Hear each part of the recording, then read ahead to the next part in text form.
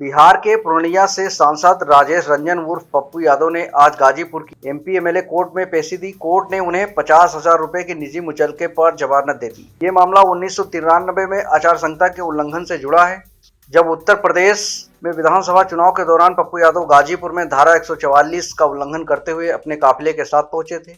8 नवंबर 1993 को पप्पू यादव पर आरोप था कि उन्होंने 127 गाड़ियों के लंबे काफिले के साथ गाजीपुर की सीमा में प्रवेश किया, जबकि राज्य में धारा 144 लागू थी।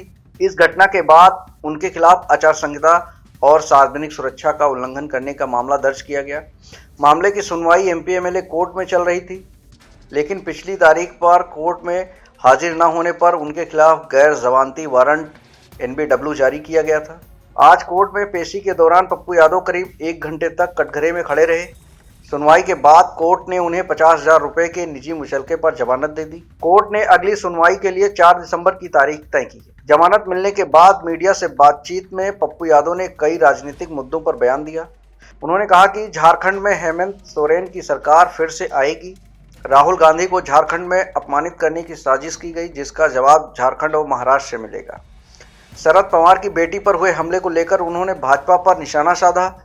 चुनाव आयोग को भाजपा का दफ्तर बताते हुए अडानी मामले पर भी तीखा हमला किया। उन्होंने कहा कि अडानी को अब केवल ट्रंप ही बचा सकते हैं। पप्पू यादव ने अपनी सुरक्षा को लेकर भी चिंता जताई। उन्होंने कहा कि उन्हें पाकिस्तान, मलेशिया और नेपाल से धमकियां मिल रही हैं। गाजीपुर आते समय भी उन्हें धमकी मिली।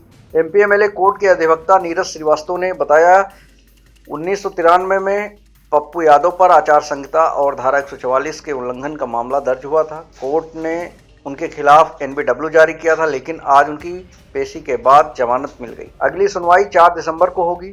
ये मामला पप्पू यादव के राजनीतिक जीवन का एक और महत्वपूर्ण मोड़ है। उनकी जमानत के बाद उनके समर्थकों ने राहत की सांस ली। Prime time news Ghazipur bureau. दिनांक 8/11/93 को उत्तर प्रदेश में उस समय विधानसभा चुनाव चल रहे थे। बिहार के विधायक राजेश रंजन और पप्पू यादव अपने दल बल के साथ कुल 127 लोगों के साथ कई गाड़ियों के काफिले से बिहार से गाजीपुर में प्रवेश किए थे और उत्तर प्रदेश में गाजीपुर में उस समय धारा 144 लागू थी, जिसका उल्लंघन करने के कारण 127 लोगों को राजेश रंजन पप्पू यादव के साथ गिरफ्तार किया गया था और उसमें पुलिस ने उसमें से 11 लोगों के खिलाफ मुकदमा सीजेएम गाजीपुर के यहाँ चला था, जिसमें दोष मुक्ति हो गई थी और उस दोष मुक्ति के विरुद्ध स्टेट ने अपील किया था, जो एमपी एमएलए कोर्ट गाजीपुर श्रीमान शक्ति सिंह के न्यायालय में चल रहा था। और विगत तिथियों पर जब बहस की तिथि नियत थी तो पप्पू यादव की ओर से कोई बहस के लिए उपस्थित नहीं हुआ, तो माननीय न्यायालय ने सारे 11 लोगों के खिलाफ एनबीडब्ल्यू जारी कर दिया था। बीच में 10 लोगों ने अपना एनबीडब्ल्यू रिकॉल करा लिया था। आज राजेश रंजन और पप्पू यादव व्यक्तिगत रूप से उपस्थित हुए और माननीय न्यायालय के समक्ष उनके अधिवक्ता द्वारा प्रार्थना पत्र दिया गया। माननीय न्यायालय ने उनका प्रार्थना पत्र स्वीकार करते हुए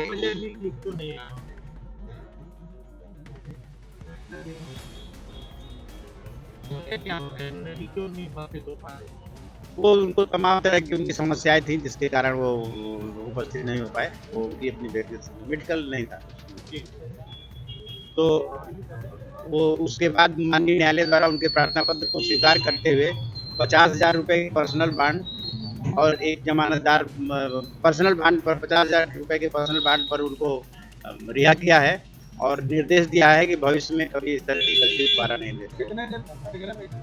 लगभग 1 घंटे तक वो कटघरे में खड़े रहे। अगली तिथि 4/12